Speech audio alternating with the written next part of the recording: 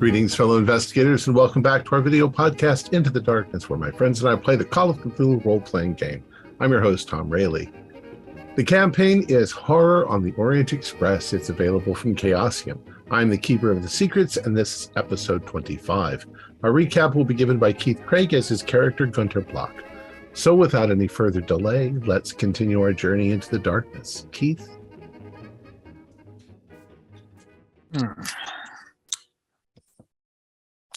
From the Journal of Gunter Block, Star of Aida at La Scala. Well, maybe that's a little hyperbolic. Searching the study of the man that had a heart attack, we found the only thing of interest we found was a journal. This journal kept mentioning Faccia, who seems to be the leader of the group here. We spent the next hour debating whether or not to just confront this man outright, but we decided that discretion was the better part of valor. The group decided to attend the opera with the seats that Katerina had acquired for us in the hope that maybe we would spot Faccia in attendance. Meanwhile, Dobrowski and I headed to the backstage to get ready for my opera debut. We went down to the basement and I was put into the costume of a guard. While awaiting my cue, the others started scanning the audience looking for Faccia, but had no luck in spotting him. It was a well-attended event, so it's no surprise that they weren't able to find one single man in all of the crowd. I marched onto stage with the other guards and watched the understudy to Katerina sing while the audience joined in, as I am told is tradition for opening night. It was at this time that the others said that they heard Katerina's voice coming from the audience behind them. Her beautiful voice was unmistakable to them, and they turned around and started looking for where she could be. And lo, there was Faccia singing, but he was singing with Katerina's voice. With the lungs being stolen, given to someone else, could this band have stolen Katerina's voice box? Next to him was an older woman who, to our horror, we deduced was Katerina. She had aged at least 40 years. During my next part on stage, a prop torso was rolled out that had the armor for the main actor. As they started taking the armor off, I noticed that it was sparkling. Then there was a gasp come from Faccia and the audience as he realized that the prop was the torso of the Sedefkar. There it was, so close, what we'd come to Milan to find. After the scene ended, Dorian and I met backstage, and we deduced that we could detach the torso from the pedestal, as it was only simply glued to it to make sure it didn't fall off on stage. Faccia got up and went around the back, but was followed by Dr. Kurz, Thursby, and Dr. Neruda. Meanwhile, Dr. York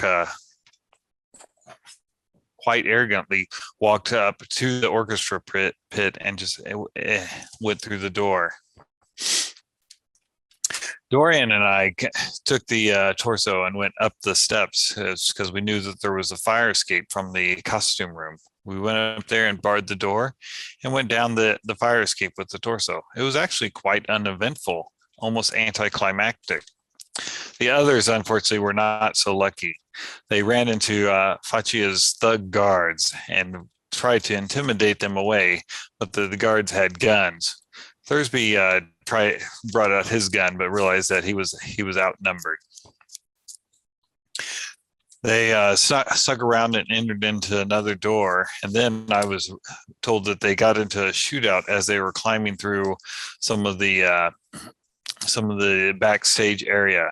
Dr. York took quite the grievous wound to his shoulder, and so did Thursby, was also hit by a bullet. But I'm happy to say that he got 2 or 3 of them back and gave them worse than they received. Meanwhile, Dorian and I were back in the hotel with the torso. We began wrapping it up for safekeeping to get it out of the city. It was at that time that my chest started to itch, and I mentioned that I had a rash on my chest, which Dabrowski said that he also had. We noticed that it was the same pattern that was on the Sedefkar. What strange power this thing has. Hopefully we can be rid of it soon, as I don't think want to imagine what else it can do to our body. The others met us back at the hotel. Dr. Kurz said that Fachia was turned into a bloody pulp by something that he didn't see. Well, maybe it was the other cultists, or maybe it was something worse. Anything could be believed at these days. As we debated what to do with Katerina, Dr. York very nobly spoke up and said that he would take her back to Paris. After all, he had hit the shot that he'd taken, and some of the things he'd seen was more than he had willingly signed up for. I'll be sad to see him leave, but we must press on. We're catching the train, the 1 o'clock train, to get out of here and head toward Venice. Hopefully we'll be able to find the next piece there with much less injuries. Excellent. Thank you, Gunter. All right. So you are nestled aboard the Orient Express, heading towards Venice. You guys have probably got a lot of adrenaline going, but you've got a few hours before you arrive if you want to rest. I'll probably order like a nightcap to try and calm my nerves, especially after the itching. Yes, of course, you're immediately brought whatever you want. There is a lounge, which you're quite familiar with. Yes, I think I'll take a steamed milk to the same end. Okay. It would be far easier to sleep if there was a way to smoke my pipe on this damn train without burning it all down. Well, there technically there is. You can go all the way to the back of the train and stand on the back platform. I will do that. Okay. In the brisk January night air, but exactly, yeah, it's freezing. Anyone else? Then I'll be alone with my thoughts in the cold. But pretty much completely alone because it's past 1 o'clock in the morning. I'll go to the lounge car and grab a nightcap myself. Okay. It's actually a 7-hour trip, so okay. Won't be a long nightcap. I'll definitely want to try and get at least 5 hours of sleep. All right. So the world around you seems to have changed somewhat. Looking at the landscape around you in the dark, with the moon shining on it, it should feel lovely. The train should feel wonderful, but there are horrors in the world that you're learning about, and they tend to. This is worse than anything you ever encountered in the Arcane Society. You know, that was just a game. It seemed like. Now you're encountering things that are horrible and real. Eventually, you all go to sleep. And as you lay down in your bed, you remember how soft and comfortable these beds are. You listen to the ticking of the train going over the gaps in the rails, and the rhythmic sort of chug of the train. And eventually you begin to drift again, and you find yourself opening your eyes as if you'd never left. You are once again on the dream train. You're in the lounge.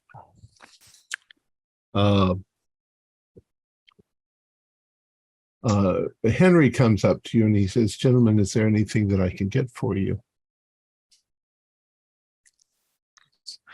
Oh. Oh. Something to drink? Uh, You did a marvelous job tracking down the murderer, and yes. Yes, well, it's quite unfortunate what has befallen our friend, that wizard keeping his precious cat. it's very troubling. And now to understand more about Madame Bonneval and her involvement in it, it's quite disturbing. We have a few stops along the way. Some of them are rather dangerous, but we should eventually be getting to Sonanil, where we will pick up the king, and he will be able to pass some judgment on some of these events. But until then, our next stop is Afarat. And in Afarat, it's a seaside city. It's fairly safe if you want to explore a bit. From there, we're going into the bad country, and we'll only be stopping to make exchanges and pick up lost dreamers, as we seem to occasionally do. And then we'll be on to Sonanil. We are going to make a detour, a slight detour, though, before we get there. I think something needs to be done about the prince. Deserves a special burial, don't you think? Right, yes. So that's on the agenda as well. Following Does this mean we'll be going to Ulthar after all? Oh no, we won't be going all the way back. That's kind of the point. The train only goes this way. So rather than wait that long, we're going to. I've discussed it with the king and queen, and it's a suitable place. Ira is the name of the place we'll be going.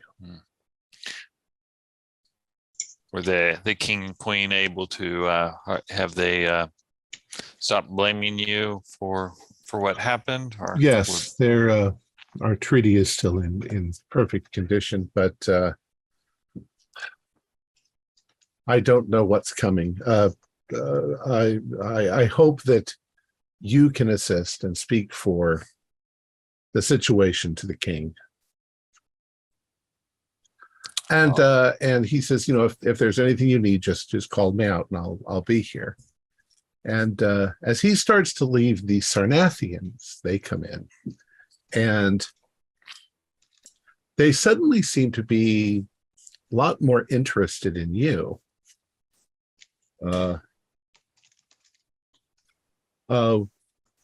The women don't seem to, they seem to be smiling and looking in your direction. Eventually, one of the gentlemen comes over and he says, "That was quite a problem solving you did there, figuring out who the murderer was." Well, I mean, it was just a process of elimination, but thank you for the compliment. Well, we must say that perhaps we should apologize for favoring what was his name, Dr. By the way, where is Dr. Edison? Yeah, I wondered if he would join us from wherever he is sleeping, but he has taken a fallen comrade of ours from the waking world home to care for her. We've had difficult. Should that matter? Perhaps if he is on a different waking train than we are, he is on also a different dream train. I don't know how it works, of course. I'm sure Henry would know, but in any case, we would like to invite all of you, if you'd like, for refreshments this afternoon. perhaps you can assist us. We were hoping that Dr. Edison would assist us, but perhaps one of you. You are intelligent. Yes, that we are. Well, we're trying to solve this little problem with the Ibians. We've already discussed with you a clear solution to the problem.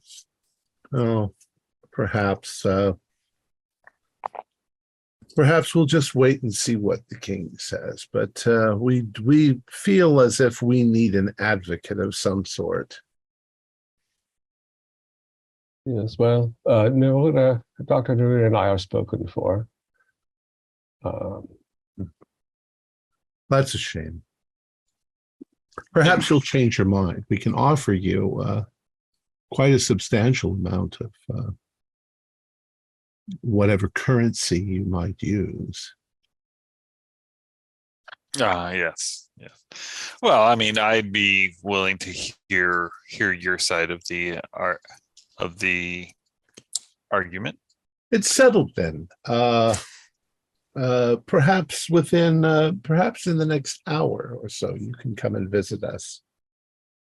Our accommodations are quite a bit better than these here. Of course, yeah. I'll see you in an hour. And they exit. Mac McKenzie is over across, and he says, "I'd really think twice before you deal with those people." It's funny on a train that gives you whatever you desire. They think that our quarters couldn't be as fancy as theirs if we so chose. To each his own. It's a bit gaudy, if you ask me. Those I would agree with you. It's opulent, disgustingly opulent, is how I would say. it's like visits in the what? As it couldn't. Well, Dr. Neruda, it couldn't hurt to hear what their argument is. Maybe it could help out the Ibian, help you with the argument for the Ibians. Gunter, we have heard their side of the argument. I mean, if you want, if you would like, you could just wake up and go hand yourselves over to the black shirts. I'm sure they and the Sarnathians would agree on quite a lot of them. Oh, I don't intend to argue their side. I just want to hear what they have to say and see if we can use it to our advantage. I heard something that they said, though. What is your friend? The doctor. Yes, Doc-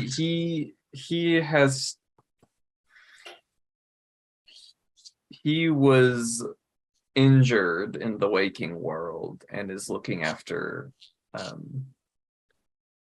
a rather unfortunate soul. Well, I heard you saying a bit of that, but you had a theory about being on a different train.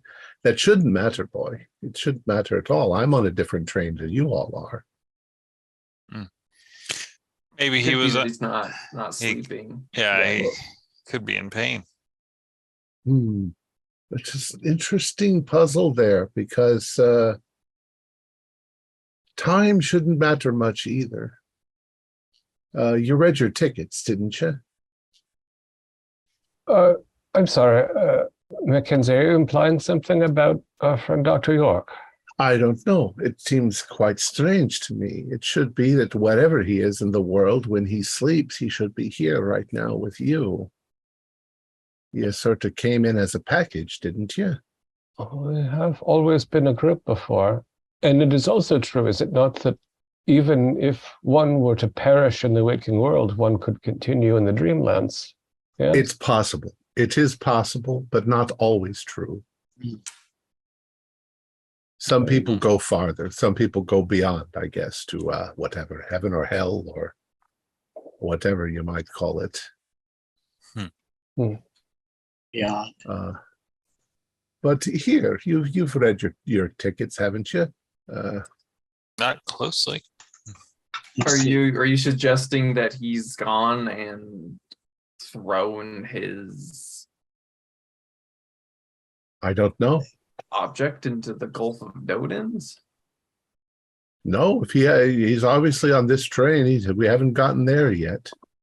And he looks at his wrist and sort of pulls on it. And as he does, his ticket comes off into his hand. And he says, here, you can read your own or you can read mine. They all say the same thing. Yeah. You'll remember. Mm-hmm. Let me get this out of the way, and I will. Human dreamers who are privileged to be passengers aboard the Orient Express and who have cares and worries that hinder them from their full potential may board the Dreamland Express for free, and all accommodations are likewise free. Because you have met these conditions, you may return to the same Dreamland Express at any time from any bed in the waking world, even if days, weeks, months, or even years have passed. You may use your ticket to journey between the cities serviced by the train. And so forth. But you see, that's the important part. Yeah. Time and distance don't seem to matter much. So it's odd that he's not here, unless he somehow is being kept from being here. Possibly.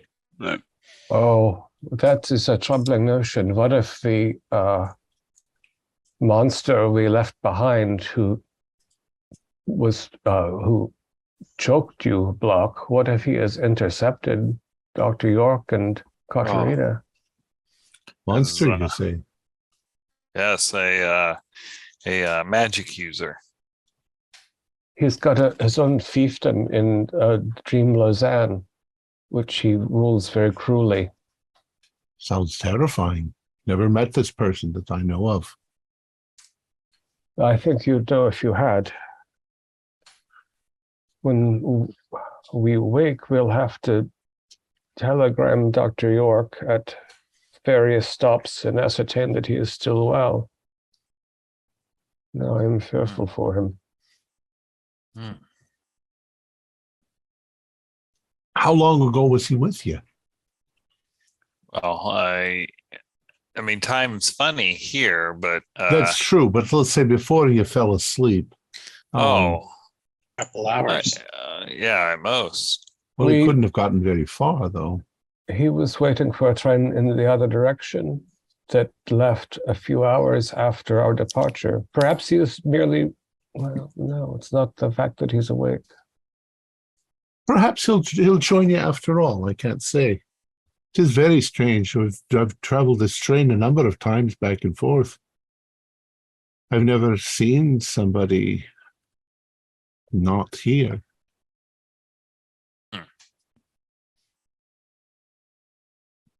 Right. Now. Is it common on this train for people to travel in a company as we do? It seems the rest of you are traveling solo. Oh yeah, I think so. Especially if you're all together on the Orient Express when you first experience it. Right. Somebody like me, Madame Bonneval or Karakov over there, you will come and go. I personally still have business. I would like to be a poet sometime, but I've got worldly cares. I can't just go running off and doing as I please. It's a shame to leave your passions behind because of work. And to carry this damn case, and it, as he says that, it looked bigger and heavier than it was before. If you don't mind me asking, what is the case? Is that your worries or your obligations in the waking world? It's my totem. Yeah. One day I'll throw it in, but I don't know. It's a difficult question, Yeah. Were you successful in sculpting your vert? It wasn't that hard to come up with what was troubling me. I've been struggling with it. I can't seem to get the shape that I want to release my cares. Well, it's a matter of concentration. You've got to there's a little bit of a technique to it, and he kind of explains how you should focus your mind. And it's not really clear when you're starting out, but it's locking onto a memory that really has bothered you, and rather than trying to avoid the problem, concentrating on the problem and then creating a representation of it. And it's really, you don't want to force yourself too hard. If you're forcing yourself too hard, you can't concentrate. True. You'll get it, don't worry. I hope. So the train goes on. And after an hour or so, did you want to go and talk to the Sarnathians? Yes. All right. Anyone want to join me? I think Dr. Nuri and I should not, as we are already agreed to be advocates. But I think you should not go alone. I am suspicious of the group of... I will accompany you, Gunther. Moral support. Thank you, Dorian. Thank you. So you arrive at the Sarnathians, and in fact, you knock, and they let you inside. And yeah, their accommodations are now even over the top from what they were before. One of the ladies seems to think that she's very good at painting, and she has painted murals all over the walls, which they're not bad. They're kind of insipid. Welcome. And you brought a friend with you. Yes. He says, well, I'll just get straight to the point. To be perfectly forward with you, none of us are quite qualified to do a good negotiation. So we need to at least have someone to argue in our favor. And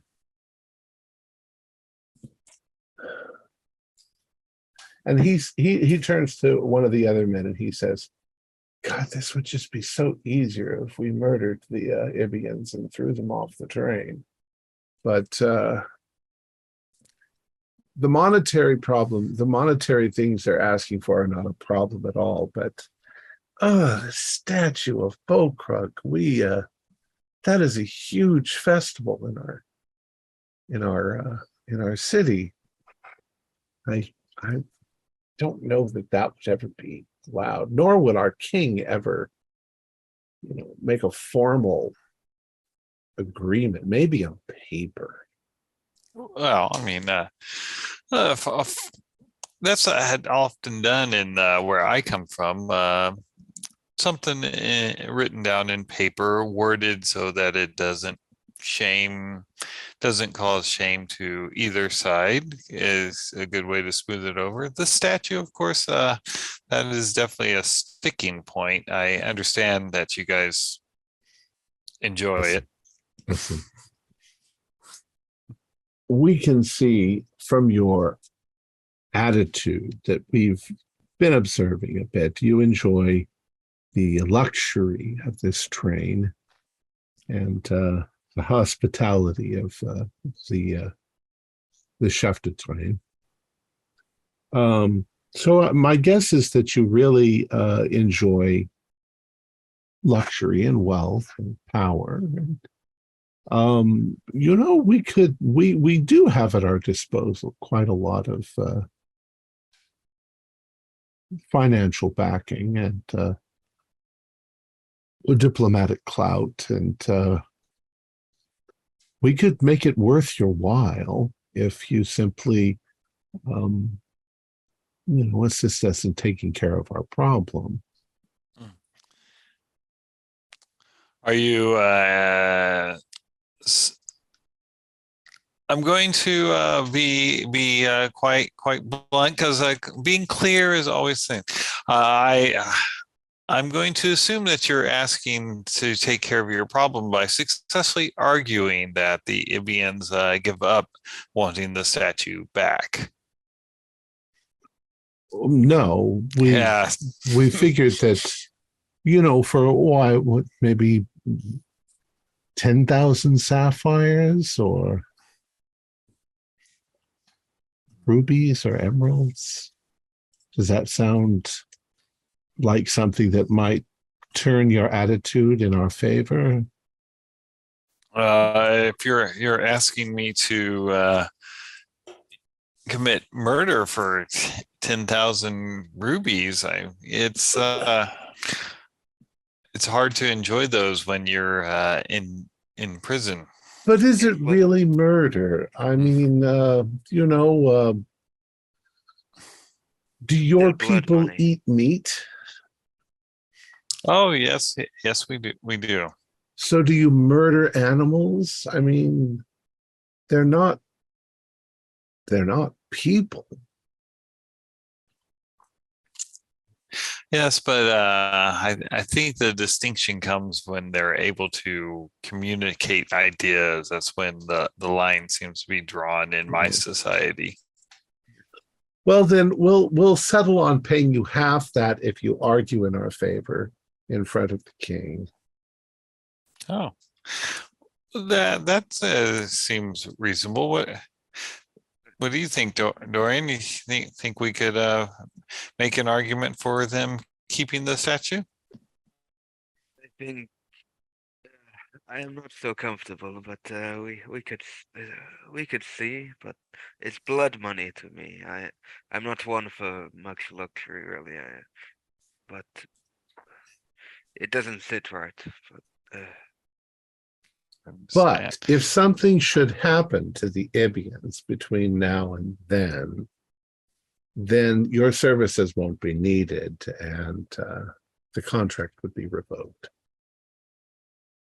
I understand a service unrendered is a service not paid.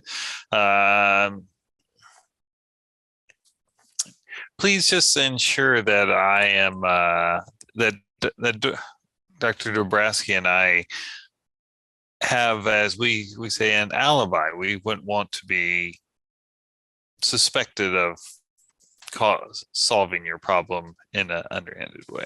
Well, if we were able to come up with an airtight alibi and a very clever means by which to do what we want, then we wouldn't even be asking for your assistance at this point. I understand. I also understand it's a bit This of an was a mistake. I think this was a mistake, he says to one of the others. Your ideology, I am sorry, Gunther, but their ideology does not work. It doesn't work for me. It does not gel right. We're talking about high civilization as compared to a bunch of primitives that, I don't know, eat mud.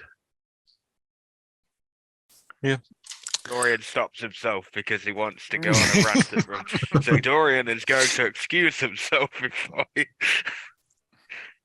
Well, just consider what we've said. We have some time, so I will, and I will argue on your behalf because I do believe everyone should have representation. Right. So shortly after that encounter, you pull into Afarat. It's a seaside city, not unlike Delathleen, which you were at before. This seems a little bit brighter. The windows on the dwellings have little flower boxes with flowers growing, and there is a general odd avoidance of spending too long looking to your left, and it's somewhat of a superstition amongst them.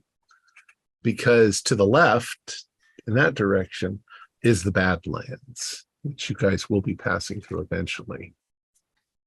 Aforat is you guys the train comes to a halt. There aren't really many people getting on and getting off, but Mackenzie and Kirikov go for a stroll. There are parks, and what would you guys like to do?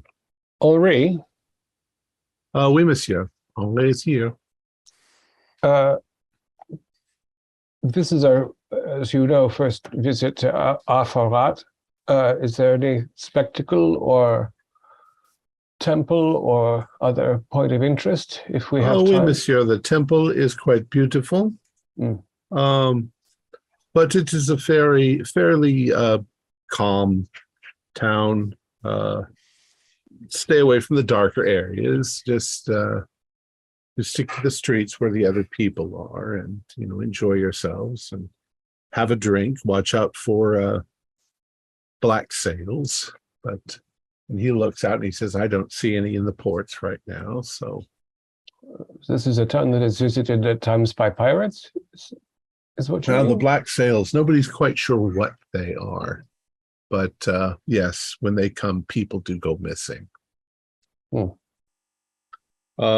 This is these are the lands that are the first one. This is where most of the trade comes in and out of this part of the Dreamlands.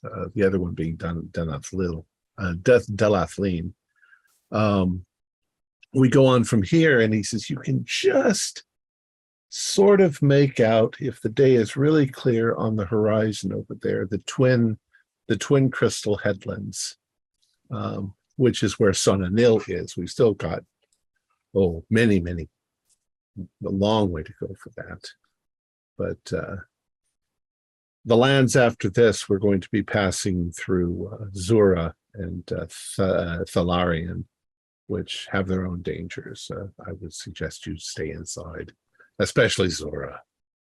Zura is a chore. Zura is quite a chore for me. How so? Because it stinks.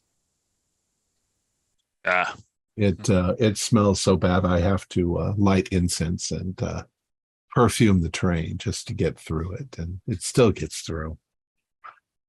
Why would dreamers dream such a thing? Dreamers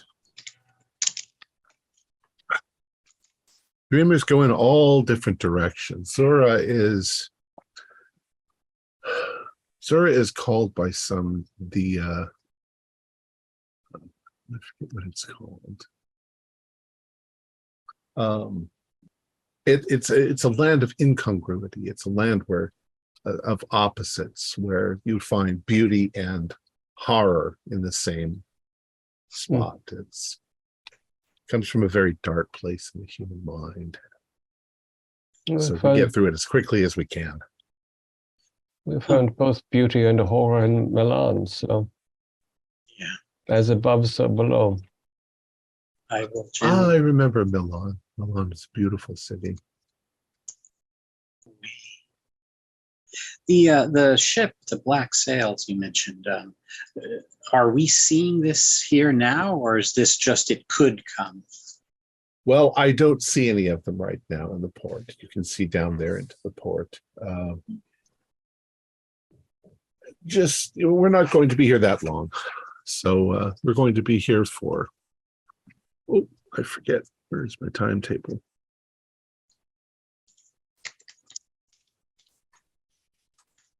Timetable.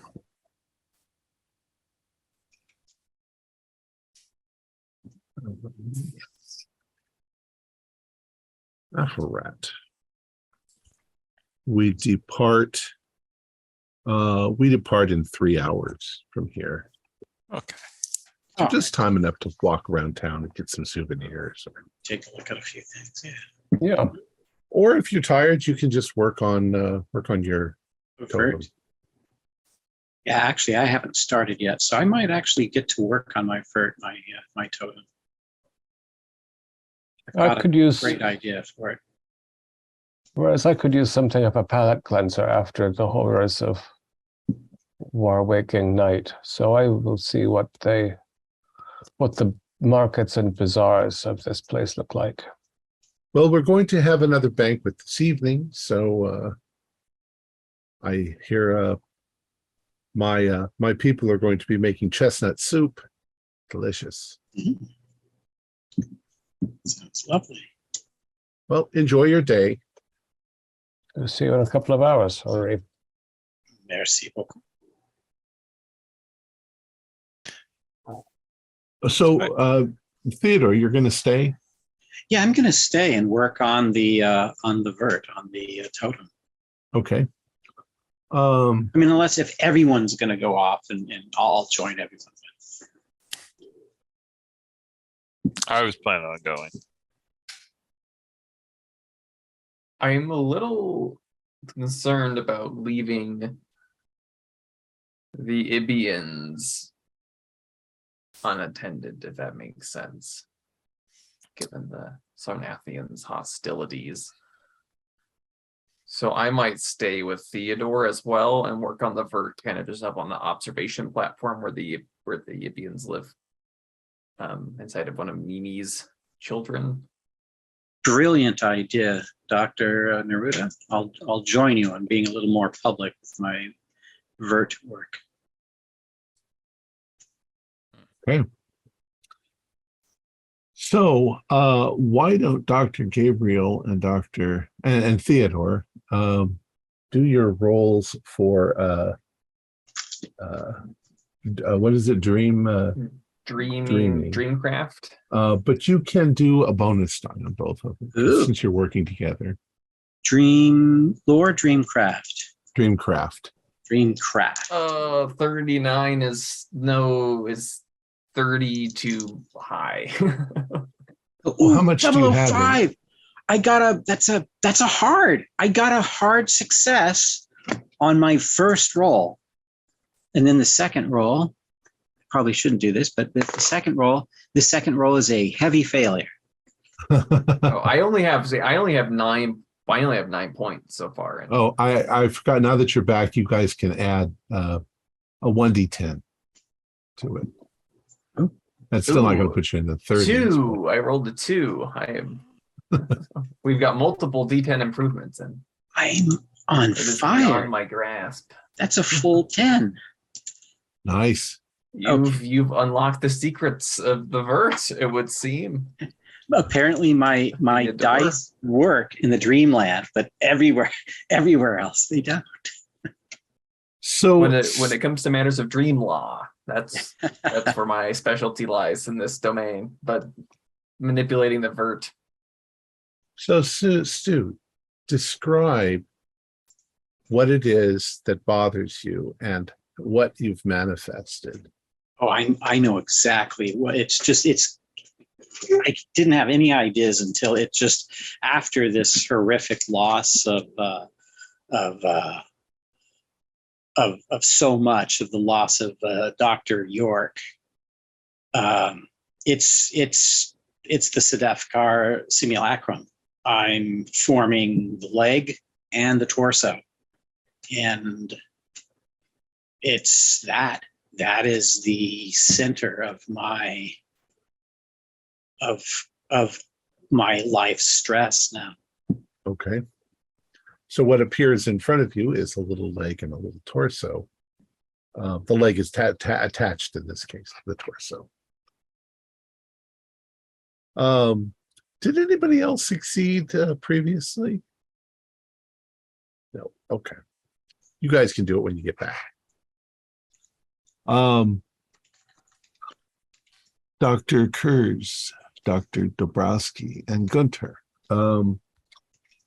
The dock is long. You walk into the town, and it's very much like you'd expect a nice little European port town to be like. There are cafes, there are bars.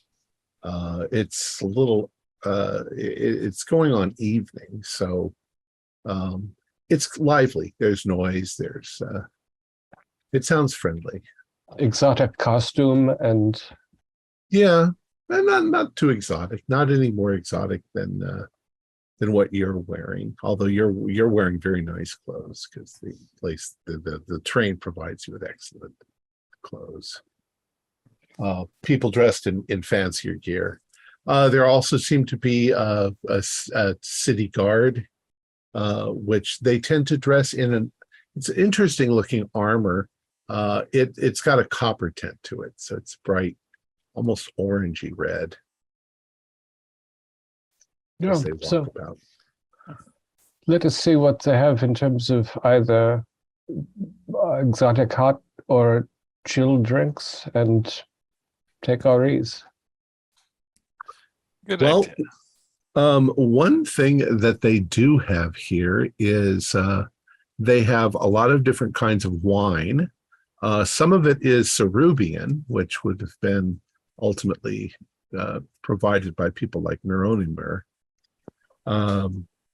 There's also something called Implan, and there is Carthian wine. There's also Zug Moon Tree wine, which you seem to recall being very strong, intoxicating. I tell Like- myself, What can I do Yeah. for you, gentlemen? Please. what Seats. in terms of local stimulants would you recommend? Where are you looking to go? Other than back to the train in a couple of hours? Oh, well, then you're probably just going to want, the alcohol, but we do have other stimulants, traveling drugs and things like that. Drugs are good for traveling. What sort of destinations are available in this route? Well, there are ways to travel all the way to the city of Celophaeus. If you use the right combination of drugs, it's more of a recreational sort of thing. Mm. Mostly people use the drugs to get here. Yeah, we have a friend on the train like this. Moon wine, gentlemen? I was going to go with the wine. Yes. All right. So he serves you the various things that you've asked for. The Cerubian wine is delicious, of course. It's not quite the same as that chartreuse that you have on board. It's like the sun coming up, but it's good. The moon wine is very interesting. It's very dark, and it's got an odd spiciness to it. But you can tell that the alcohol level in it is pretty damn high. It's almost a whiskey. Nice. And it also makes you feel weird. I don't really know exactly. It doesn't make you feel sleepy. It doesn't make you feel excited. It makes you sort of itch. Oh, Yeah, So- it's very strange. strange. And it's not an unpleasant, it's that sort of pleasant itch that satisfies when you sort of, it makes you, when you scratch it, it sort of satisfies. But you find that you're sitting there in your chair doing this when you're drinking it. Go. Well, Dr. Go ahead. Well, Dr. Cruz, when I talked to the Sarnathians, unfortunately, they're still obsessed with killing the Ibians. I tried to convince them to let me know when they were going to do that, so I could give you a warning. But they seem to see no other way to get out of their problems that they've caused besides murder. It is telling, I think, of these people that the king sends a bunch of incompetent children who know of no way of doing their job except preventing their job from occurring. But I hope that Henri and Mimi will be very guarded after the incident with Prince Nimbus. Oh, I hope the ceremony for him is not too grave. I can't imagine. Henri says that the king here is just, and so I think the Sarnathians have no chance with him if the king can impose his will. Yeah. It's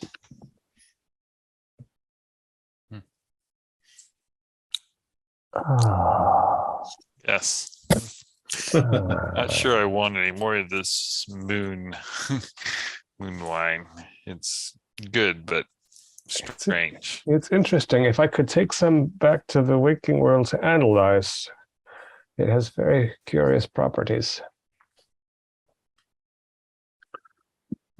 So, as you're there, you have he brings you some food to eat. You like it.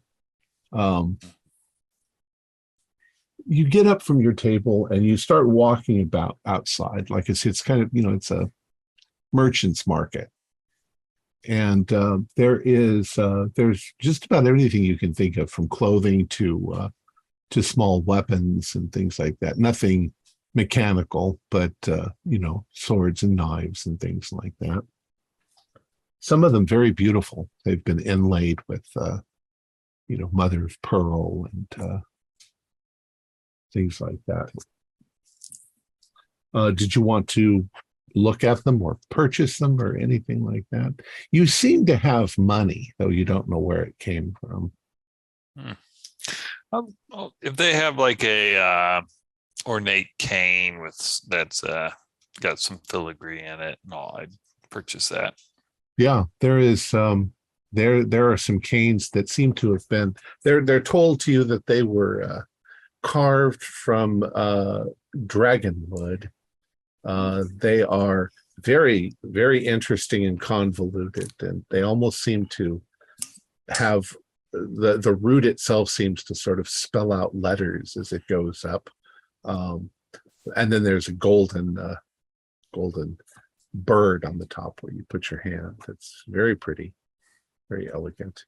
It's a little expensive, but you seem to have the cash.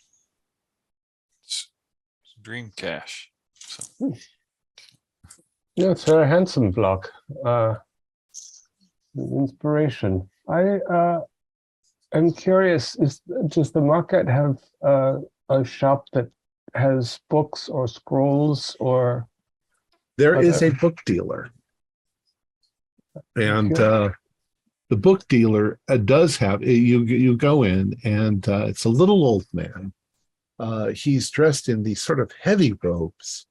And he comes out and he says, "Oh, delighted to see you customers. I get so few customers. Is there something you're interested in?" And you can see most of the things he have are big, heavy tomes with heavy leather binding with metal clasps and things like that on them. They look like they're from the 12th century on Earth or something like that.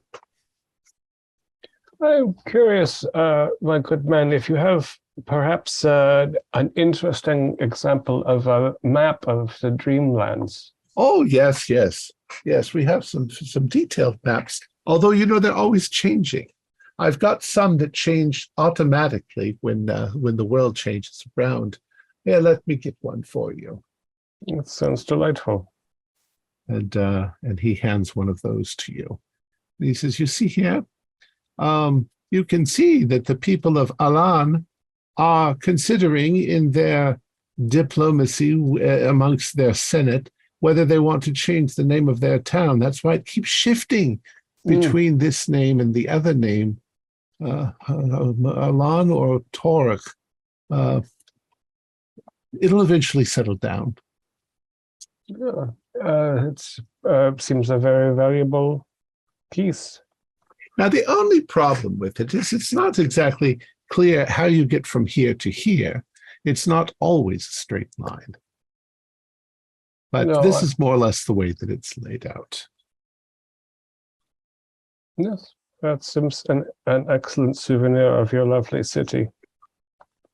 Now, do a spot hidden as you're looking at it.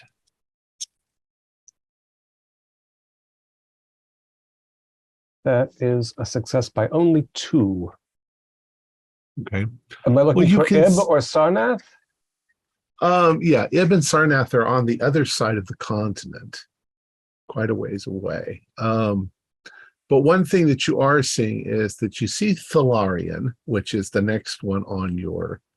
You can see the Dreamland Express's route, which is a lot more convoluted than you thought that it would have been. It seems like you've been going in a straight line, but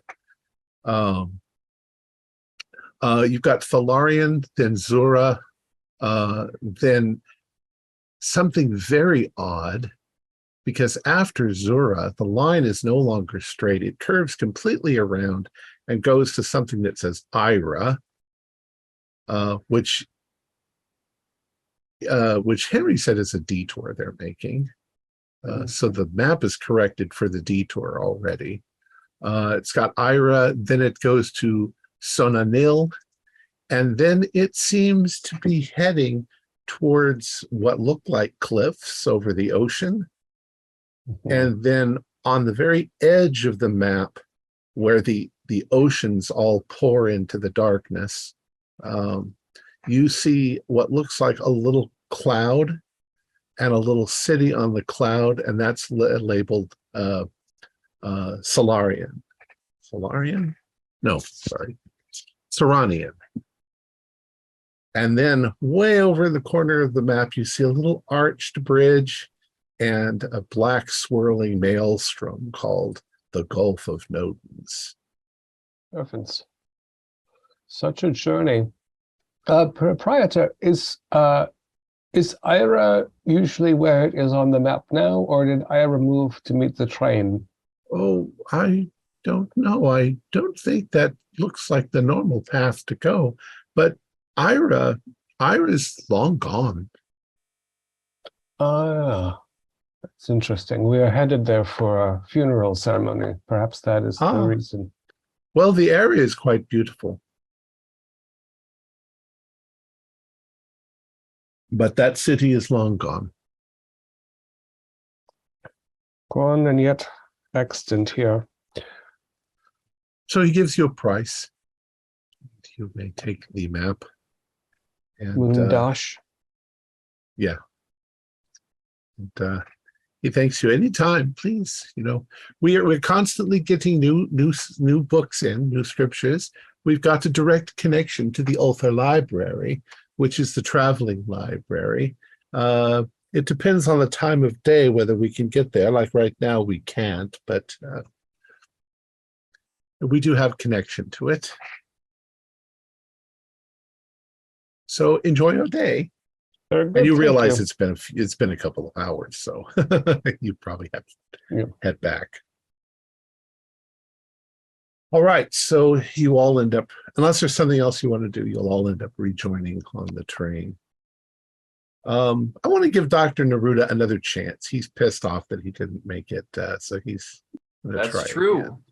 That's true. Do I get a bonus dice still, or? Sure.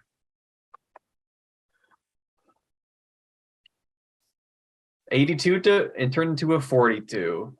So still nowhere close. Still nowhere. Still no luck. Okay.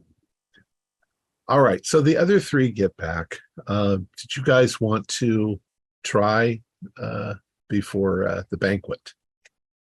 Yeah. Right. Go ahead and try. Did you roll your 10 to add that? Yeah. Okay. I did take my 10. However, 74 will not avail me of anything. 88.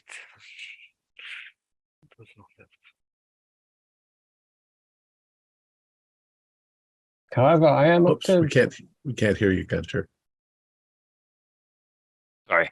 Yeah, it'd be 10 luck for me to make it, which seems a little much for that. I don't want to. Okay. You All don't right. want to pull a York. Exactly. All right. So you leave. Everybody gets back on board. The train leaves and begins to head towards Thalarian. You have a banquet. As he said, the banquet food. You have chestnut soup. You have roast mogbirds dressed in their plumage. You have heels of camels from the Benazik desert, including one dromedary whose roast flesh tastes pleasantly of garlic. You have fish from Lake Manar, each of vast sized, served on silver platters. You have fruits, nuts, and spices from Sindarnathia. You have sauces prepared by the subtlest cooks, suited to the palate of every feaster. And for drinks, you have a lot of the similar things that are in the Afarat, but you also have pearls from wave-washed Mentah dissolved in vinegar of Thrace. It's quite elaborate and interesting, and flavors that you haven't tasted before, and are not quite. Do the Sarnathians attend the banquet? They do, but they seem to be getting fed special things. Of course, the Ibians do not, because they're considerate towards everybody's stomachs. Yeah, the palate interrupted. How is Madame Barnaval after the previous episode? She is staying in her room. Perhaps she has the grace to be a bit ashamed of her gloating and. But Mackenzie is there, and Karakov is there, and so is Zuzusha. How is Karakov's anxiety level? It's still fairly high. He's jumping. Yeah. He occasionally acts like he's hearing noises. Gunfire, he says, in the distance. He seems a haunted man, and I suspect he has earned it. But he can be jovial and talkative, and as long as he's not talking in that direction, towards munition sales, he's fairly jovial. Mackenzie's the one who's very jovial. It seems a shame that he feels like he can't overcome his problems yet. He's perhaps a bit of a slave to them.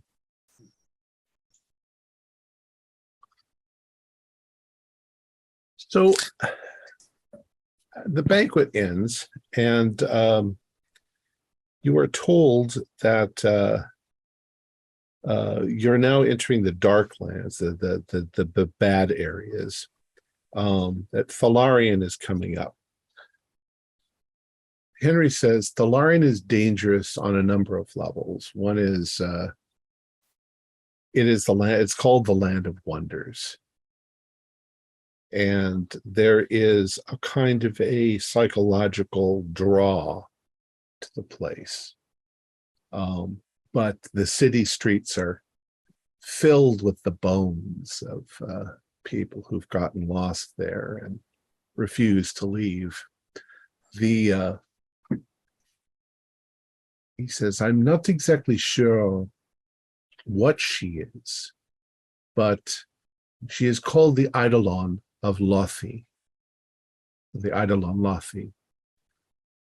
We will say that she rules the city, but it is said that she is beyond all beauty and desire, and that anyone who sees her is captured by her beauty, and they follow her, and they attempt to kill anyone else who is following her because of jealousy. So it's best to stay on the train, and you can peek out the windows, and you can look at it from a distance. It's not likely that she's going to show up anywhere near the city's actually on a hill. The dock is close. I still have things that I exchange with them. We have an agreement, but which is her agreement. You should be safe here, but we'll be very careful about Thalarian. I myself am happy to draw the curtains and peruse a book. prepare some incense for the trip into Zora. Oof. Yes, that comes after that. I'm Well- tempted to do my Odysseus impression and be tied so I can still see, but not give in to the temptation.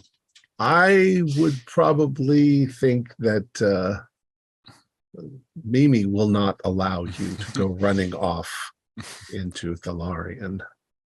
I'll make sure that that's, if you guys want to look,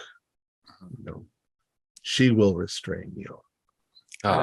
Gunter, as long as your Odysseus, your desires to be like Odysseus does not involve the death of all your traveling companions.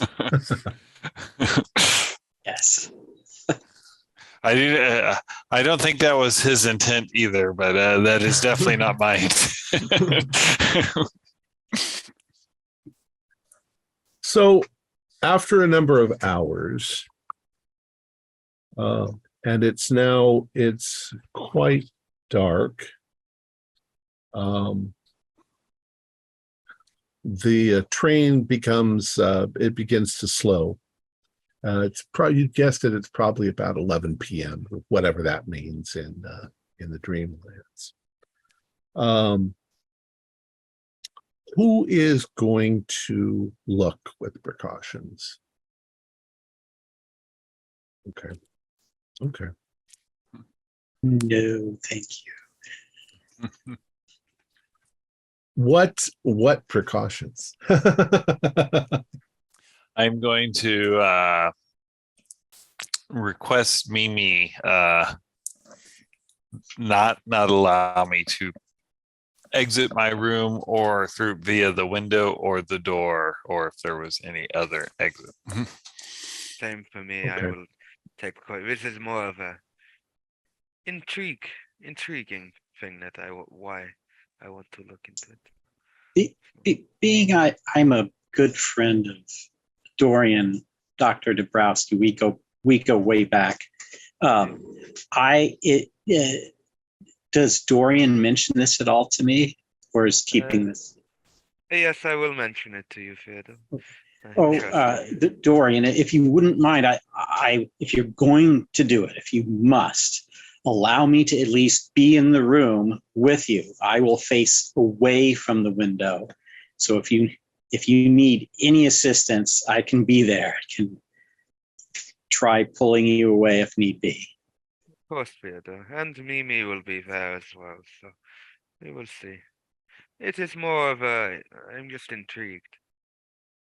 Yeah, but we do remember the leg and how that sort of affected you and the torso. By the way, how's your chest? I think it is okay, All right. Yeah, we'll be Just fine. want you to be around, Dorian. Longer than a month. We all die eventually, Theodore, but today will not be that day. Especially I hope. All right. So as the trains come to a stop, you guys are looking out the window. Those of you who are looking, what you see is a sort of low green hill going off into the distance. And at the top of them is a city of high white walls. If you imagine during the daytime, it's probably quite spectacular. You can see that there is a road leading up to the walls of the city. You don't see any people, but after a few moments of sitting there, you see Henri go down the ramp onto the dock, and the little platform thing opens up, and you see Mimi begin to load and unload cargo, as she tends to do at every stop that you're there. Do a spot hidden, those of you who are watching. Look out, cat. Fail. I can't hear you, Dorian. Fail? You failed? Yes, fail. Can you hear me? I fell. Okay. So you don't see it coming, but as Henry is overseeing the stuff being loaded, you suddenly see Henry turn sharply around, looking across the dock of the train station, and you're not sure what he is looking at, but you can hear him suddenly call out, "No, monsieur, you are not allowed." Oh, when I hear him say that, I'm going to kind of look and see if I can Yeah, see who he's There speaking to. I will try. There is something you can sort of barely make out coming up onto the platform. It looks like a man dressed in black. He's got a hood and robes hanging down, and his hand is rising like this. He's almost skeletal, the shape of his hand. And Henry stamps his foot and he says, "No, monsieur, you have already wasted your chance with me. You will leave." And this thing moves forward towards him, sort of unhindered, and raises its hand like this. And you see Henry suddenly shake a little bit. And when it does, the whole train vibrates. Those of you who aren't watching, you suddenly feel the train sort of lurch. Does anybody want to do anything? I'm gonna go run. Yeah. I'm gonna go try to find out why the hell the train. Okay. And since I saw what I suspect is what caused it, I'm going to head toward where you would go to be with The observation area. Yeah. Right. Yes, I am also heading Orient. that way as well. Gunter, What will you I'm sorry, go ahead. I was just saying, Dorian, what happened? And I'll follow Dorian. Yes, I need to go quick. Gunter, when you go to your door, Mimi was restraining it, but you notice that her restraining tentacles are sort of shaking like this. You know, they're not doing what they're supposed to do. Who's anybody still looking out the window? No, I have gone. You're all After moving into the hallway. I've gone to where Gunter went. Yeah. All right.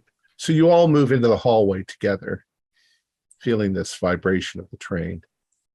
You go to the observation platform and you look down, and this black figure, now that you're at a different angle and you're looking at it, it seems to be, midnight black skin, but it's almost shaped like a skull, and its eyes are flaming red as it's moving towards Henry. And if you're looking at Henry, you start to notice that his eyes are also turning red as this thing is moving towards him. What do you guys want to do?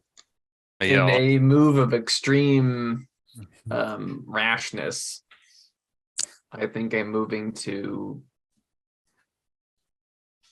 accost the skeletal figure. So you're going to go down the ramp onto the platform? Yeah, I want to try to knock it down. I'm going with Dr. Neruda in hopes to pull back Henri. Okay. I'm following too very quickly. Any weapons? Any objects? Well, I can't have Mimi summon. I didn't know what's going on, so I didn't think to grab the crowbar that I had handed me previously.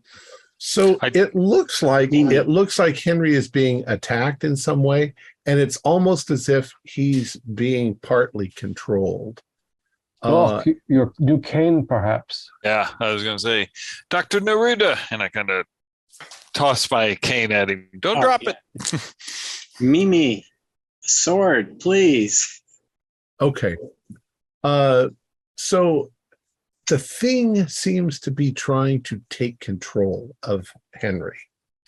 At the same time, you suddenly hear a howling coming from somewhere inside the train, and you're pretty sure that it is Meronimer in monster form.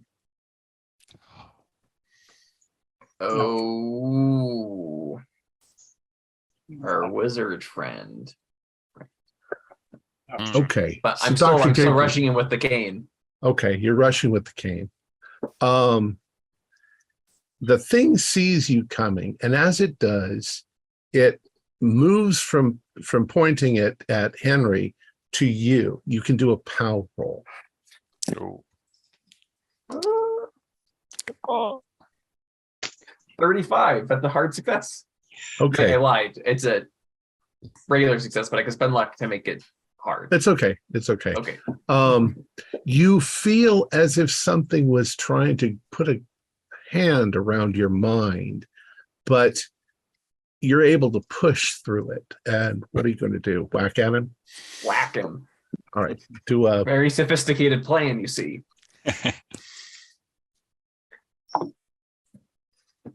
52. I'll spend 7 points of luck. to make okay. that a success. You swing at him, and you're oddly not sure exactly where his body is in all those clothes, but you definitely catch a hold of the robe as you swing, and it jerks him around. And when it does, he loses a moment of concentration. So Henry suddenly blinks his eyes and shakes his head. Come on, Henry, come on, Henry. And he's like, what? And he's like, he just sort of like makes a motion like expel. And you see Mimi reach out and whack the guy, and he goes flying off into the darkness. And Henry says, quickly, we must get back on board. He is not allowed. He cannot board the train. And you guys run up as this thing comes back out of the shadows and starts to move across the platform again and raise his hands like to take control. But you guys get to the top. Mimi throws the thing away, the platform ramp. And you see Henry sort of grabbing his head, and the train begins to move forward. Half the cargo left on the dock. And he says, how could I be so foolish as to imagine that that we are done with him at this point? Madame Bonneval's problems seem to be persuasive in this world. He turns to you and he says, it, whatever it is now, was a passenger on my train at one time. And he went all the way, so he can no longer, if he boards the train, it violate all of my rules. But I thought that he was going to throw his hatred, his seething hatred, into the Gulf of Notens. But instead he threw his humanity into the Gulf of Notens. Oh. And now he is nothing but a wraith. Do we still hear Marimar's bestial No, cries? it stopped when Mimi hit him. Okay. And he says, I feel as if something tried to invade my mind. Yes, I believe he tried to control you like he controls Moronamar. Well, we He are tried to away control from me there. as well, I think, when I rushed him. We must be careful in the future. Well, here's your cane back, Gunter. I didn't lose it. Thank you. I inspect it. Oh, it's fine. Julia Well, incident. Our next stop It's the most unpleasant of all, except for that incident. And that is Zura.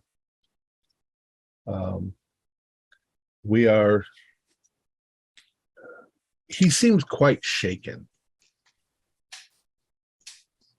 Says, for once, I think that I feel like I need to rest.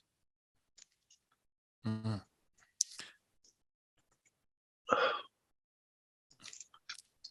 That's understandable. When he seemed to be taking control, did you see visions, like see like his hatred, or? I like it. It was like being pushed aside in my own mind. Somebody taking physical control, a hypnotism sort of like feeling. I was there, but I couldn't do anything about it. Oh. I'm afraid it's not the last we've seen of him. I'm sure of it. No, he seems to pursue his prey through all time. Well, let's get inside. We'll be entering Zura in an hour, and that is not a pleasant thing. So he says, I'm very sorry, but thank you very much for rescuing me. Would have been a terrible disaster. Of course, you're not just the conductor, but you're our friend, Henry. I need some of that Cerubian chartreuse, which he gets. And does anybody want to do anything? But besides trying to get this damn vert to cooperate, You can try that again. Yeah, I'll keep working on the vert. Okay, You yeah. got your birds, Theodore. show off, Theodore. Oh, Yeah. Oh, look, I can make it do this and this. Oh, try and and that. get me. Ooh, Doctor. I am not trying. I'm going to have a stiff drink. I do not want to try right now. Oh yes. Theodore can make it hop around on its one foot. Oh, yeah. Like an action figure, little posable. But it's one hand. Sorry, it's Yeah. One arm, yeah. torso Yeah. and arm. Yeah. Oh, yeah. Arm, not like. How'd you do, Gunter? I passed. You passed. Okay. So tell us what your totem is. My totem.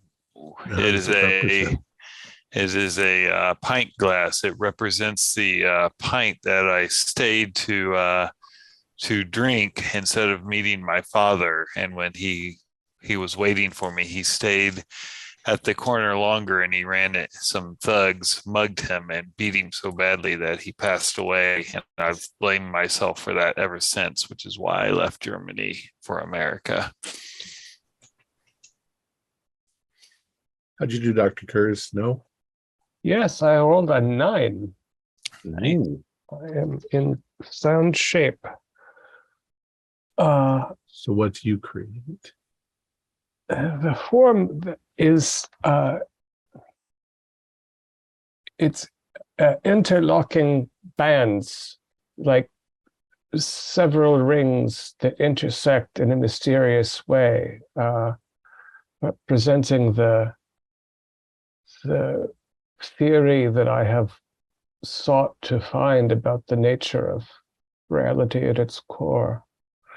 They all move independently, but they are linked. So you're going to give up on that search? It is a symbol of my hubris that I think I will solve all of the problems myself. So it's the hubris that you're getting. Excellent. All right. Zura. Henri goes through the train, and he closes up all of the curtains, or maybe he does. He lights little incense burners, which is this very beautiful, almost like rose or frangipani smell. Very, very pleasant. He has a perfume which he's got a perfume dispenser, which he goes through the whole thing and sprays perfume as you come into. And he suggests that he says, "My friends, I've got a difficult thing to ask, considering what just happened in Thalarian.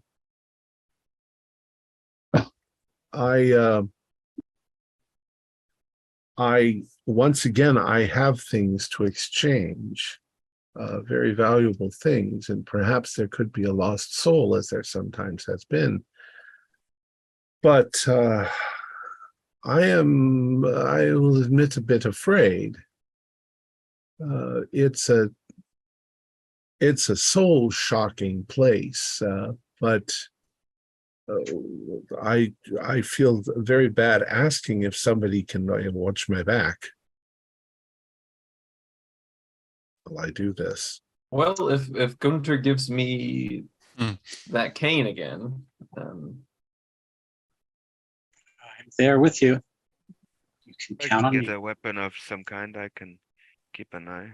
Yeah, Mimi can provide us with things because you are not yet engaged. So even Indeed. I like the idea of little paper airplanes, but made of something like obsidian. Some sort of like dart-like thing you can throw. Yeah.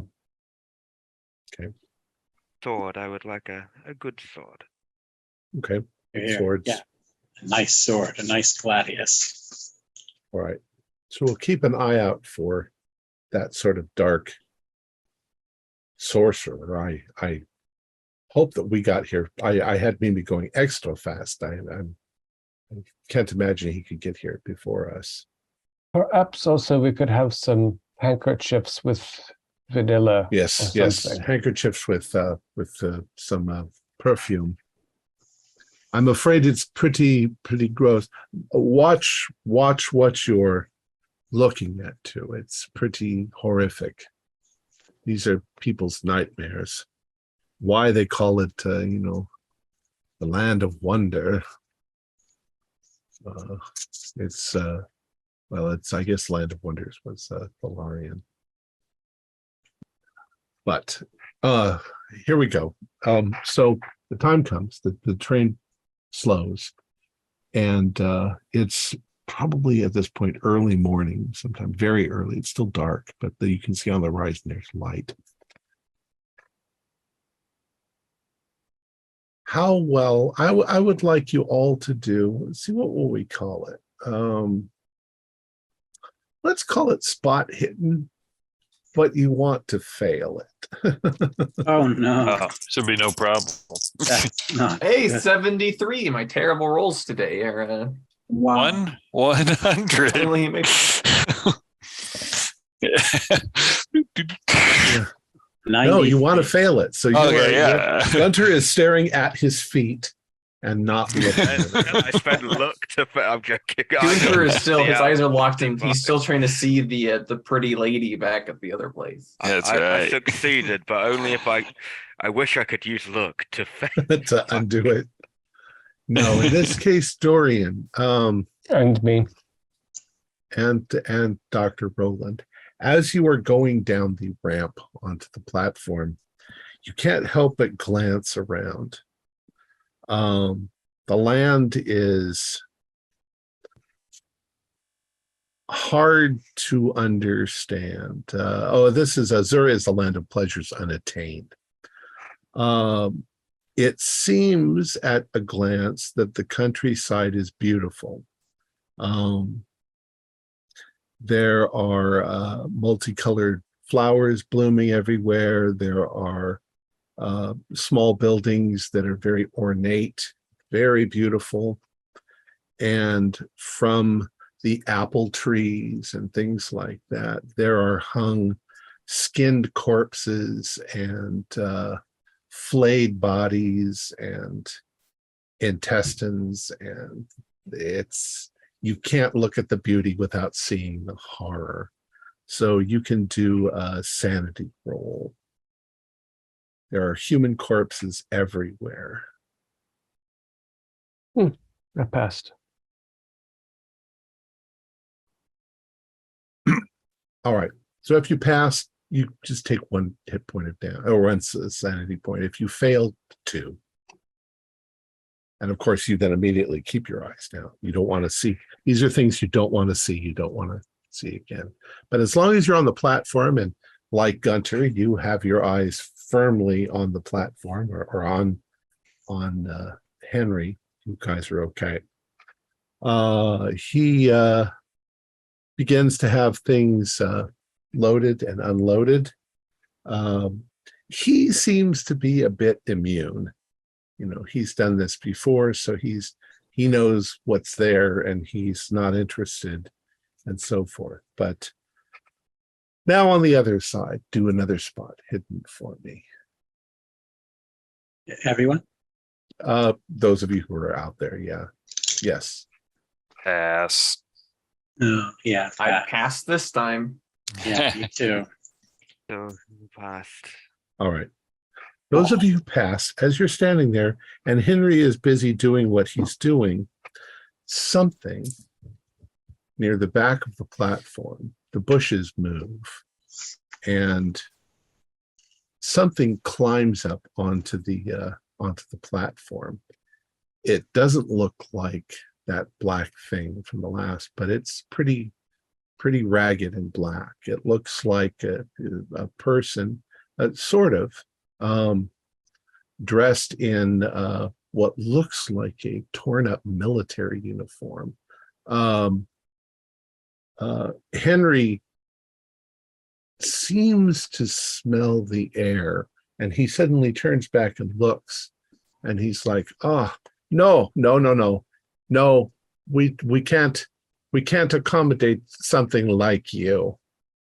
And this thing moves very, very low and sort of meekly moving forward, and it holds out its hand like this.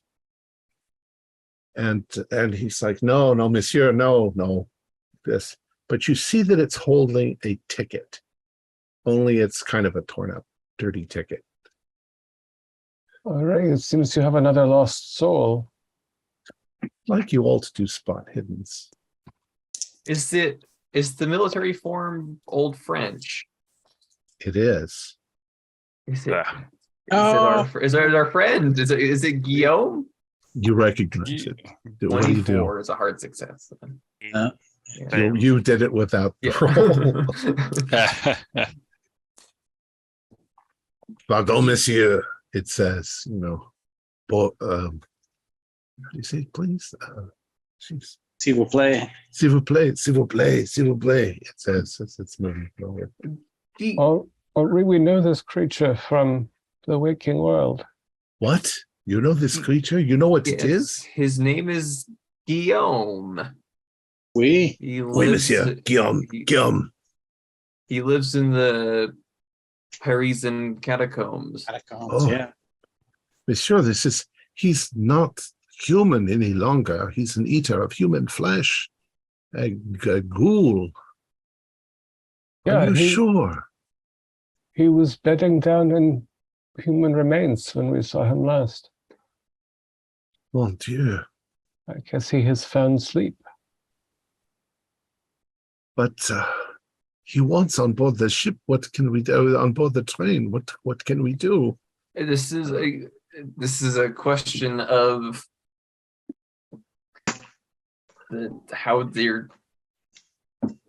how your tickets work. I mean, if he obtained a ticket before his transformation into a ghoul. I do not know, monsieur. This is not something that I am used to accommodating. And it says, merci, s'il vous plaît, the Gulf of Nodens, it says. Vous? It seems he has a burden that he's wanting to shed. Do a persuade roll on Well, Henry.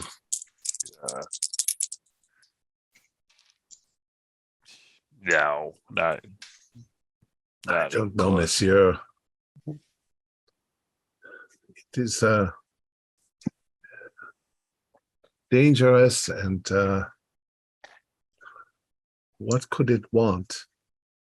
I go to the. Oh, I'm sorry. What if we put Guillaume with the madman with no eyes? So, what will he eat?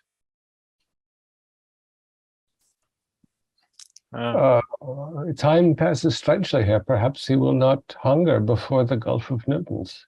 Says, no. In French, he says, I no longer eat. Où veux-tu aller? Where do you want to go? To the place, to the Gulf. I have had enough of life. I would throw myself in. Oh.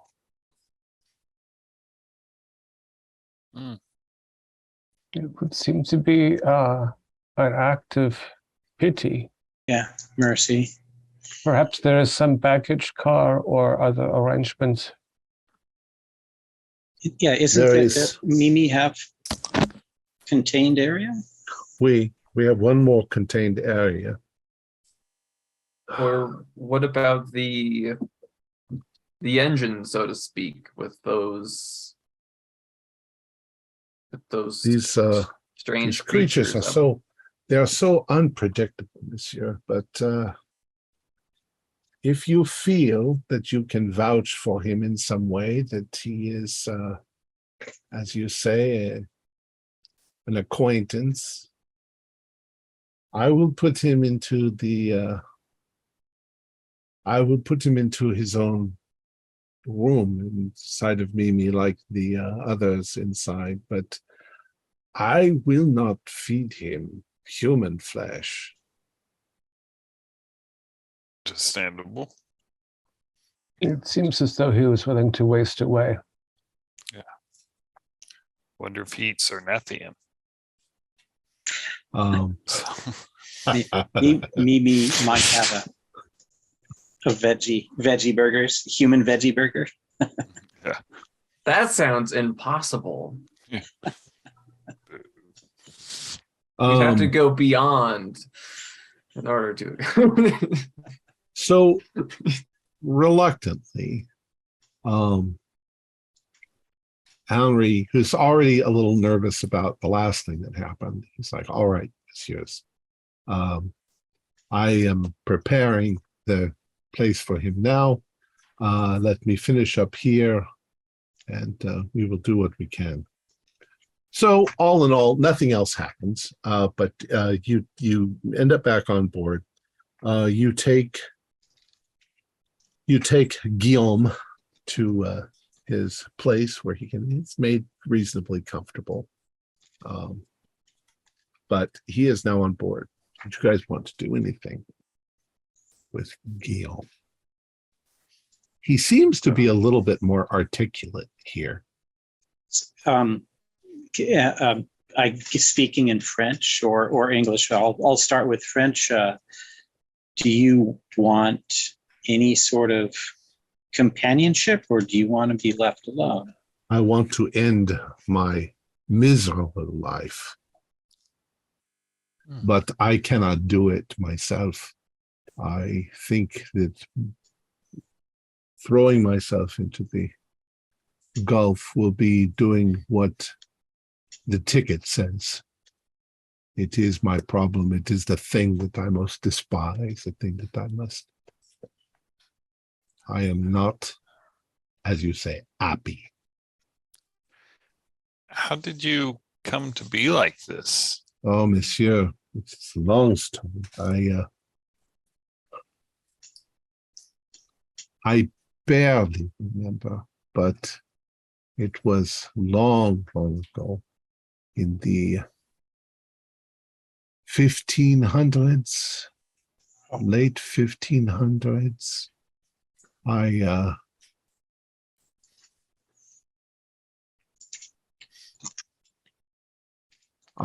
ate. I thought that it was meat, but it was, Monsieur, you will despise me for saying this. It was winter, it was cold, we were starving. I did not know. It was children that we were eating. And the curse has made me into this thing for many, many years. Many years. I was happy to be this thing.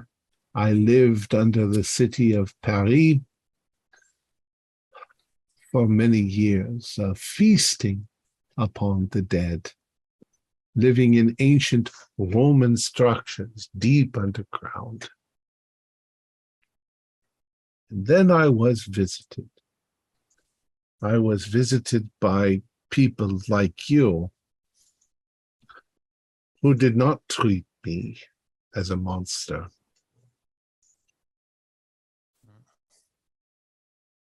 That might have actually. The world was coming to an end. Oh. But I showed them how they could stop it. And after that, I tried to go back to my regular way of living, my regular place. But there was something about them that changed me. And by degrees, I could no longer eat the flesh of the dead. I could no longer rest. I could no longer find peace. And it has gnawed at me and gnawed at me for many, many years. And I need to just end it because this existence of mine is endless and never seems to stop. I do not grow old. I do not die. I do not, if I'm injured, I heal very quickly.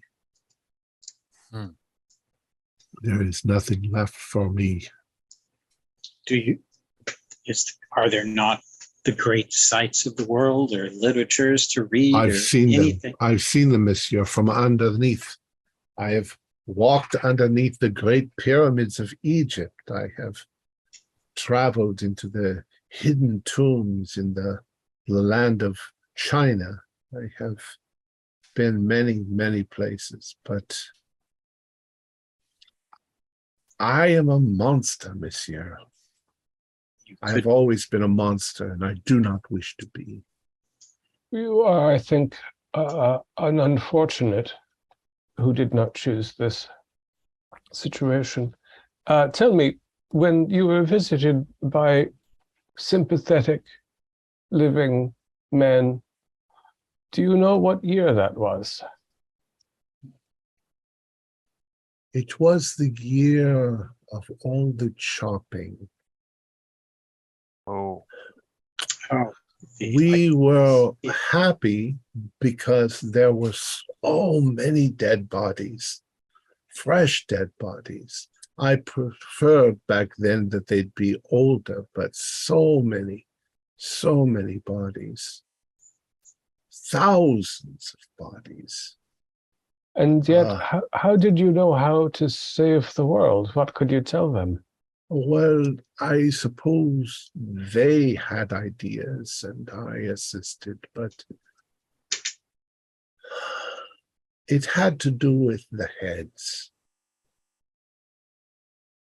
I can't explain it. It was magic.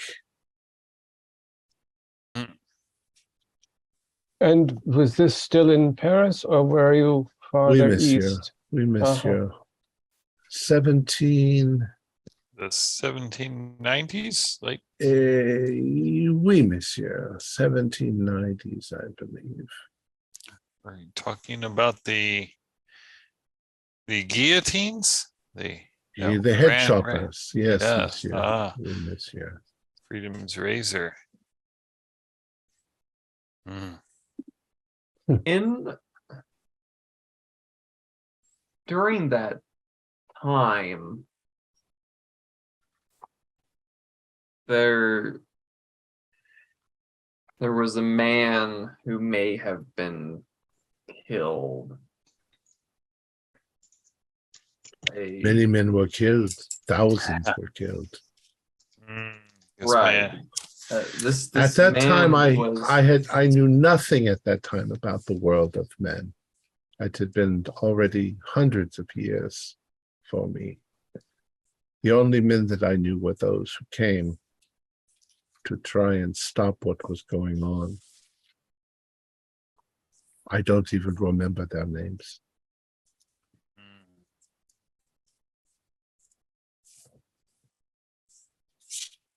But they were like you when you found me in the tomb, in the catacombs. Curious, not afraid. Do you ever recall them mentioning anything like Sedefkar? Something like that? Does that name ring a bell? Anything to me? No, monsieur. I'm sorry. Oh. Did they say what they were doing in the catacombs? Were It's they been so long, I looking for? don't. Yes, I understand. Over Oui, 100 monsieur. years. Oui, Oh. I do remember. They were moving bodies.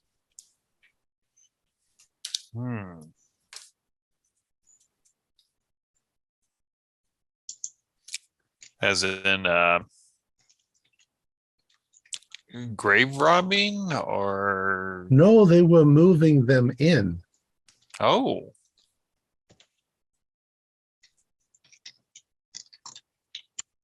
Guess at some Do you time someone remember? had to move in. Do you remember why? I don't, monsieur. I don't remember why. That's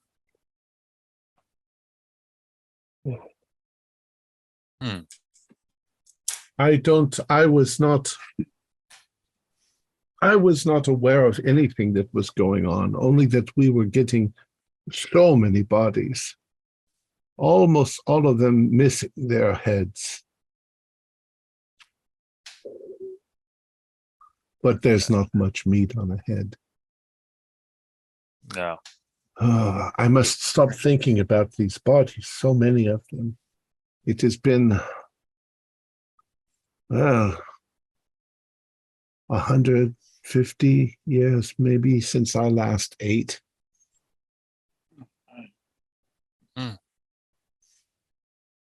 I've grown old and dry and crinkly, but I do not die. And I am always hungry. I understand the need for release if you were always had a desire that you could not satisfy, like that hunger. You are very kind, monsieur. You're very kind. I do not have anything that I can give you in payment, but I thank you.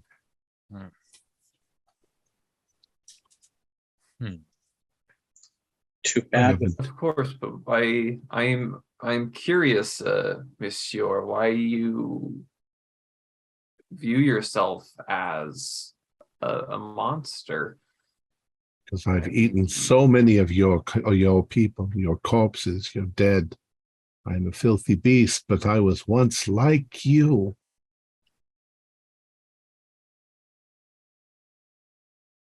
But you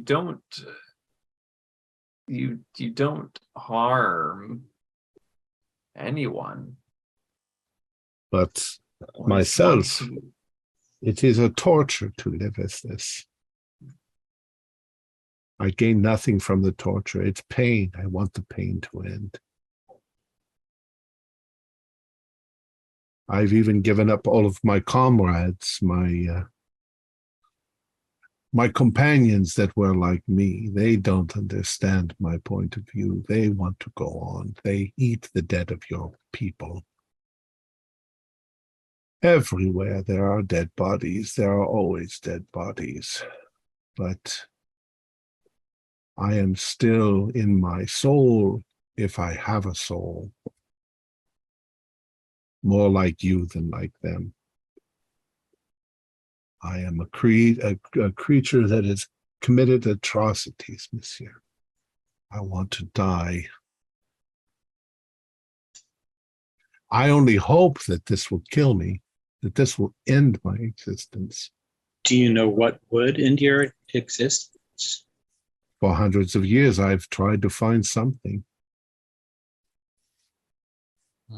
The Gulf of Nodens, that should be relief. Your people, I have read or aware of the dreaming world as well as the waking world. Is this how you got your ticket? Is this how Oui, you... monsieur. We travel between.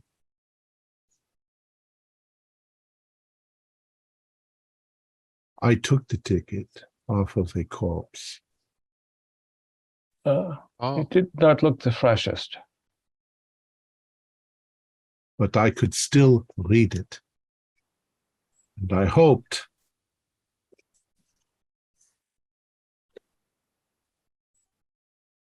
to find you here. That's very strange. As your kind knows, the worlds are all interrelated in ways we do not understand. This corpse you speak of, was the corpse in the waking world or in the dream world where you found the ticket? I don't know, monsieur. It was in the dark, it should have been in the waking world, I believe. I don't eat dream food, I eat real. Well, of course. Well, Monsieur Guillaume, you may yet be able to repay our kindness. The journey to the Gulf of Nodens has, there will be events before we arrive there, and you are perhaps a wiser creature than you know. Well, you are kind, monsieur. And I appreciate it. I feel maybe I can rest a little now. Yes. Now that I am moving forward to that destination at the end of all things.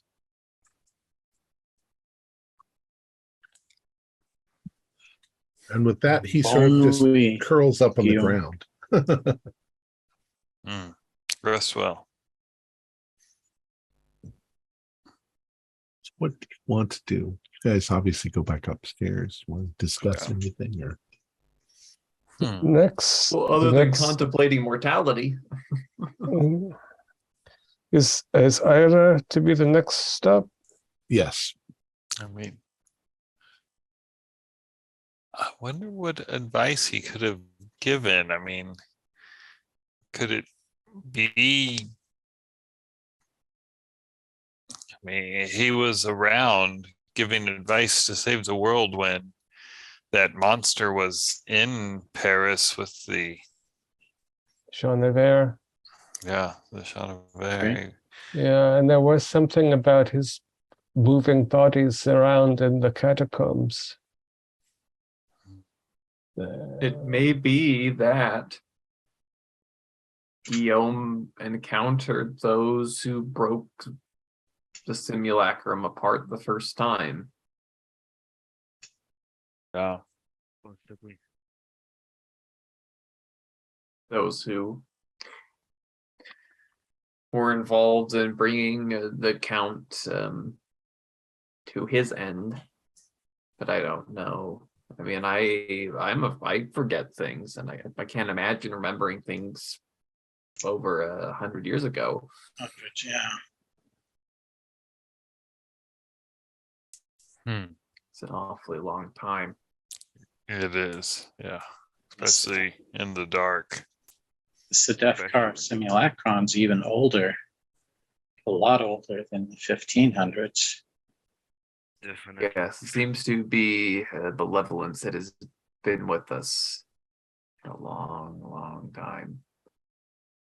I think I will take this opportunity to take a long time and do my vert after Guillaume. It's spurred on a little. Who still needs to succeed? I do. Go ahead and try again, the two of you. Statistically, this should happen eventually. If you get under 50, I got 37. if you get under 50, we'll see you succeed at this point. What did you get, Dorian? I did not, because I got 54. So You want to spend 4 luck? I don't actually. I haven't spent any luck. I don't think. Oh, so wait, let's have a look. What have I got? Did you get your bonus roll, Josh? Or Dorian? I could spend the luck. I've got. All right, we'll just see you get it because it's All right, Gabriel, what is your object and what does it represent? My object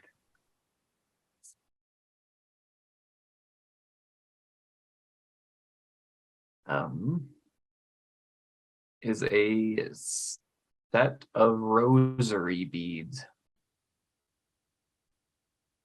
with a crucifix on it. When I began my studies to get my doctorate in theology, I started to have serious doubts about the Catholicism in which I was raised.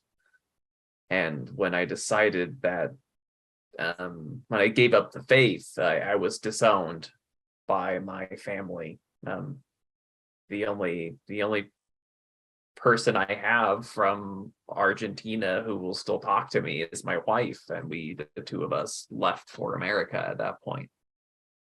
But it is this ongoing